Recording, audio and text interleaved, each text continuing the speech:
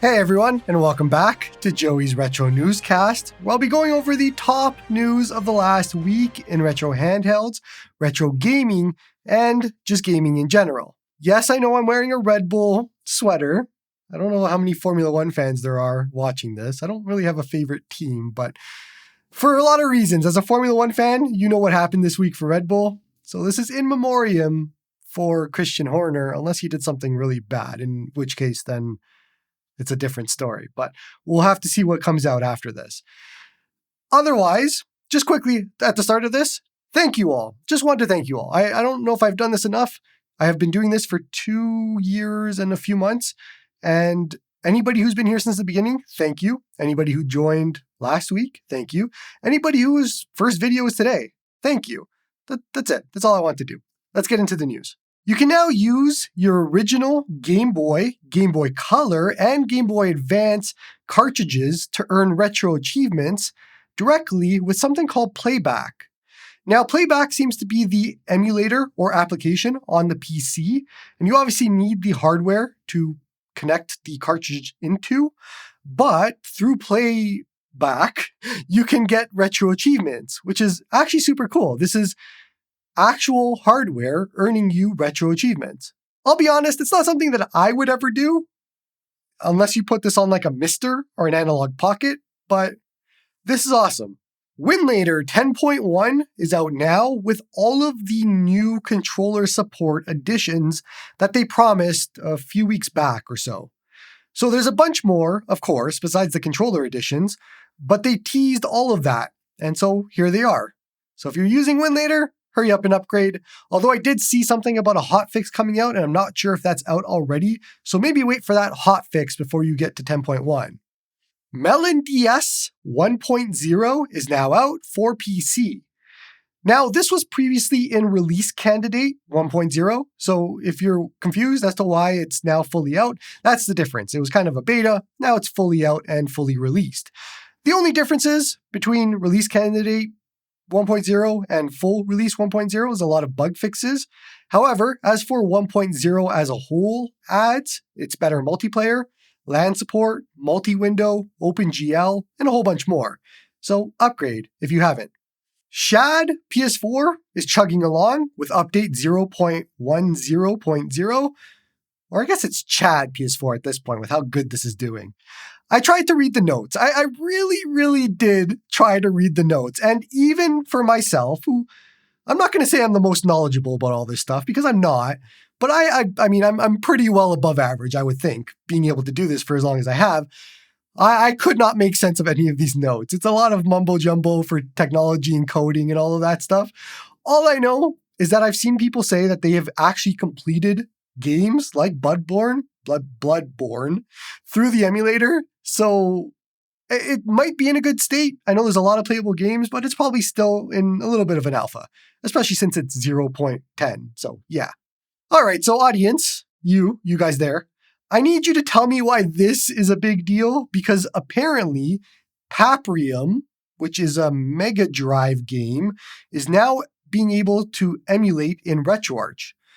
So I know nothing about this. Paprium is a Mega Drive game. Apparently it released a few years ago from a Kickstarter, all that sort of thing. So it was one of those late type games that people want to go back for. But I would love to know what happened here and why it was so hard to emulate, which I'm sure one of you fellow nerds know the full answer and lore to. I'm sure there's somebody. So let me know in the comments. I would love to know what the story is here. But for everybody else, I just thought it was a weird story because you don't hear of new games being compatible or not compatible and then suddenly are for something like Mega Drive or like Genesis and all that far back. So it was pretty cool.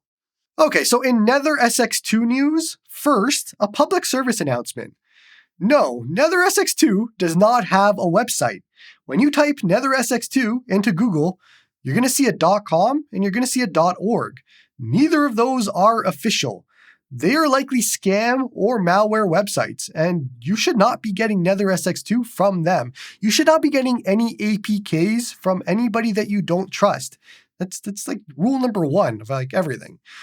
But what you should be doing is using my Nether SX2 guide because you have good taste. And Alternatively, Trixarian, the developer of NetherSX2, has GitHub patches on his GitHub page for NetherSX2 with direct downloads. So you don't need to actually go anywhere else. You don't even need to patch it anymore. It's an actual APK you can grab right from his GitHub website. So one thing I want to talk about is Trix is actually doing test builds now. For those that are crazy and you want to test out new things for NetherSX2, for fixes for games and things like that, there's an entire new GitHub for that. So I'll put that in the description. I honestly wonder if this means that Ethereal SX2 is now on the back burner because Trix has been working a lot on NetherSX2 lately. But I don't know. Whatever makes the guy happy or them happy, then yeah, do it. Question of the week. What is AYN working on? Wrong answers only. I'm kidding, but what is AYN working on? Or I suppose, what do you want them to be working on? Or what do you want to see next from AYN? We should have heard from them by now. It has been 2 months that I have been saying to many different people in the Discord that this is the month that AYN is going to do something. And then they proved me wrong by being silent. I have no insider information. I know nothing about what they're doing or what they're working on. My insider information is that I email Nicole every month or Discord message her every few months to be like, can you work on a flip type device? Can we do that next? And they always laugh and say, well, we're not sure. But I have no insider information. I would love to see something from them. But the answer and why this is interesting to me and why I want to bring it up as a question of the week is what could they do next, right? Like they don't tend to do the AYN approach of every year doing a small chip upgrade and that's kind of it, like Pocket S to Pocket S2 or whatever it is. They don't tend to do that. The Portal was a very different device to the Odin 2. The Odin 2 Mini is a very different device from the Odin 2, that sort of thing. So they do kind of big changes. Now, the question becomes, are they going to go to the newer Snapdragons? Can they do another 8 Gen 2? I don't think they can do another Odin 3 with an 8 Gen 2. As much as I have zero issues with the 8 Gen 2, people would be mad about that, I think. Even if they were to make a fantastic device and put the 8 Gen 2 inside of it, there'd be a lot of people that would be mad about it. But on my end, I'm like, well, if you could put it at like $270, $260 and it's a better device, then yeah, use that 8 Gen 2. I don't need Gen 3X or whatever, newer processor. That's where I'm at. I don't need better processing power on an Odin. It's more than enough for anything that you need to do. So that's kind of where I'm at. The Portal is I'm going to say it, it's a perfect device. Portal is absolutely perfect. The only thing you could do to upgrade the Portal is add a 1440p screen and that sort of thing. And maybe make the buttons quieter for people that have that issue. I don't. But you're not going to do another Portal so soon. Odin 2 Mini, maybe, with an OLED screen. But you can't just make that change. As much as I would probably still buy it, because I'm terrible, you can't just do an Odin 2 Mini OLED at this point, I think. I think we've passed that. So this is a tough one. It could be a vertical, could be a flip device. I really want to know what they're working on. And so I'm sending it to you in the comments. Let me know, what do you think is AYN working on? And alternatively, what do you hope they're working on? We have some new pictures of the upcoming Miyoo Mini Flip. This is a tiny one. It is much, much smaller than their other Flip. As a reminder, this will also have the same internals as the Miyoo Mini Plus. Now, I think this is a cute one. This is a cool size, smaller than you would expect, but this is interesting to me. This looks interesting. This is what I was looking for from the RG34XX SP. You don't want sticks. No sticks for this. Just do a clamshell in like an SP form factor. This is exactly what I think looks cool. I'm worried about the size of it. I'm worried about the screen size. I'm worried about a lot of different things because it's Miyoo and they really need a knockout of the park device at this point. I also have heard, and I couldn't confirm this, that Onion OS team doesn't have like the device or hasn't set up anything for this, but Miyoo kind of touted that this would have Onion OS. So I don't know what's going on there. There is a lot of wait for real reviews type thing when it comes to this Miyoo Mini Flip.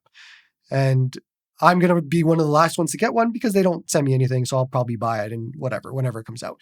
No release date, none of that, no price, all of that sort of thing. But looks interesting. I don't know about you guys. Let me know in the comments. I think this looks pretty cool. I don't know what colors are going to be out. I am wary because it's Miyoo, but I want to see them come back in some way, shape, or form, and I want to see more Onion OS. If this is what happens, then this is what happens. Now, just a very quick reminder, Miyoo does not have an official Twitter or Instagram or any of that stuff. The Miyoo Mini official account that you see on all of those is actually run by a YouTuber who does have some insider information with Miyoo somehow, but it is not Miyoo directly. And I see a lot of people get confused by this. It's not Miyoo. It is somebody else. So just be careful with that. We have another video from Retroid showing off the dual screen add-on. Now, I'm going to pause this right now because this is pretty funny. Out of every handheld that Retroid has ever released, any device that they have ever released, the dual screen add-on is the only time that they've actually done videos using said device before the release of the product.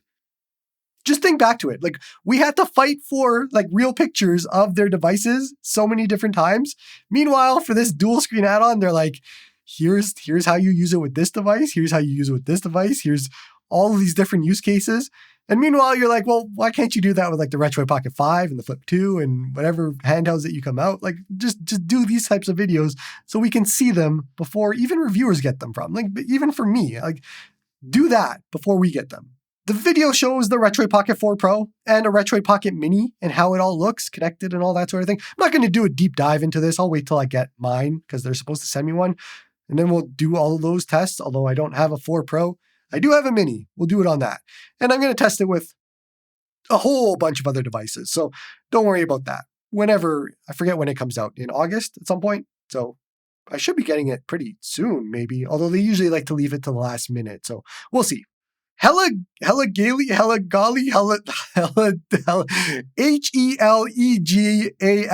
the ActionPi handheld, I don't know how to say that name, has decided to postpone their upcoming ActionPi handheld. Basically, there was an issue with the screen where, from my understanding, it is actually similar to the Retroid Pocket Mini fiasco, where the screen is either hidden behind the bezels or it is cut off somehow and it leads to the pixels not being correct. A whole bunch of weirdness. It doesn't matter. The fact is that the screen isn't proper. They caught this before release because apparently you can actually do that in this hobby, and they are deciding to postpone it until they can fix it and figure out what's going on. I don't know much about this company besides this one product, but they're already off to a good start by doing this. That's a cool thing.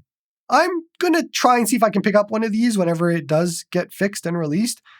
From what I understand, this can actually do Nintendo 64, if I'm remembering this is the right product or not, which interests me because there's such a big gap between devices that can actually do Nintendo 64 and all the other ones that can't, but people think they do, that sort of thing. So I'm interested in this. And then we have some breaking news, and I'm just going to use my Taba here because it is absolutely breaking. It happens while I'm filming. There is a new device coming out by a company called XU Retro. Apparently, they bought the XU name from Magic X, who did the, XU Mini M or whatever it was before. And they're making a device called the XU40 H55. I'm going to throw it up on screen with the specs. This has the newer all-winner A733 processor. You would imagine that this would definitely be Nintendo 64 and Dreamcast capable. And my definition of that is different than most people. What I mean by that is no frame skip. I mean that Mario Tennis actually works without texture glitches. I mean that a bunch of games actually work, like Pokemon Snap and all that sort of thing. Not like you find on the H700. So I'm assuming A733 has that power. I would assume, but this is me guessing. There's a 5.5-inch 1080p 60 FPS screen. That makes it interesting. That's a 16:9. I would assume maybe PSP is on the menu with this processor too. This could be that device like the Magmi Air X where I'm talking about, where we don't have devices in that $90, $100, $110 price range besides the Retroid Pocket Classic. I am excited to see that the Magmi Air X and this thing are likely going to show up in there, I assume, unless they overprice it. 4 gigabytes of RAM, sure. For a device like this, that's fine. 128 gigabytes of storage, sure, also fine. Android 15 is a weird one. That is going to be exceptionally difficult for syncing as well as accessing Android's data storage. I'm surprised to see that, but on the one hand, that's good for security. On the one hand, that's harder for us in the hobby. So tough one. 5,300 milliamp hour battery. That's awesome. And Hall sticks and Wi-Fi 5. Wi-Fi 5, but okay, sure, whatever. I mean, some people are going to want to stream on this, but I mean, not with Wi-Fi 5. You're not going to do that. So this is interesting to me. I don't know much about this. I don't know much about the company and the actual quality, all that sort of thing. But I've been hoping for more devices that show up with these processors and this price range. I'm, again, assuming a price range. So now that we have two, that's cool until Ambernick decides that they want to wake up and actually put a device in that price range. Come join the Discord and play some games. Get off of AliExpress. Get off of Ambernick's website. You don't need another handheld. You just need to play some games. That is what you're buying handhelds for. So play some. Like, for example, Jet Set Radio for Dreamcast, which is our game of the month. Or Super Mario 4, which is our ROM hack of the month. Or Suikoden 2 for PlayStation 1. Or you can play the remaster if you want, which is our game of the season. Suikoden 2, I'm having a lot of fun with. It is as good as Suikoden 1. There is something about those games that they hold up really well, even the PS1 version, which is what I'm playing. And they're fun. Like, I've never played Suikoden before until Suikoden 1. I'm playing Suikoden 2. Really enjoyable games. Now, I also finished Persona 5 Royal this week. And last week I finished Persona 4 Golden. I still stand by what I said. I've played Persona 5 before when it came out, 2017. So I finished that then and then started 2019 Persona 5 Royal. And I just finished it now. It took me 6 years. Don't at me about that. But I stand by what I said. Persona 4 Golden has the better story. Persona 5 and Persona 5 Royal has the better gameplay and everything else. That is kind of where I stand on the Persona franchise right now. Both are 10 out of 10 games. Both have 10 out of 10 soundtracks. I love those games, but better story on the Persona 4 Golden front, better gameplay, everything else on 5 Royal. What are you playing this week? Let me know in the comments. All right, let's end off today with some Newscast Q&A. As always, newscast@joeysretrohandhelds.com, or you can come join the Discord and you can send it in through the Newscast Q&A channel that's there. This question comes in from Matt Davis. I was recently reminded of how many YouTubers eventually design or endorse products. Taki, with the great things he's doing with screen replacements and FPGA, comes to mind immediately. There's the other guy that's doing that second screen attachment. In the audiophile world, Chris from HBB and Critical both have IEMs out. And so, if you were going to make a handheld that would be something you yourself would regularly play and would appeal to handheld buyers and somehow turn a profit, there's a lot of questions here, Matt. What would you make? And no, you can't just make the Soulja Boy version of the Odin 2 portal. Okay, you can't do that to me. I wasn't going to use the Odin 2 portal, actually. It is a great question. I would never get into designing, manufacturing, any of that for handhelds. That's not something I have an interest in. It's not something I want to do. But for fun, let's answer the question. I would make a better Retroid Pocket Flip 1. That's where I would add. And I know you said don't use an existing one, but I have to. I have to use a reference. So for me, the Retroid Pocket Flip 1 is better than the Flip 2. I've said that many times. I love my Flip 1. I would add a Snapdragon something to it, get a nice little upgrade that way. It could be the 865. Doesn't matter. Change the D-pad to the Retroid D-pad. I would change the buttons to the newer Retroid buttons. I would leave the sticks as sliders because I actually really enjoyed the sliders. And I mean, for a flip like that, that's small, doesn't hurt anything. I would leave the overall shell because it's comfy. It's one of the best parts about the Flip 1. I like it.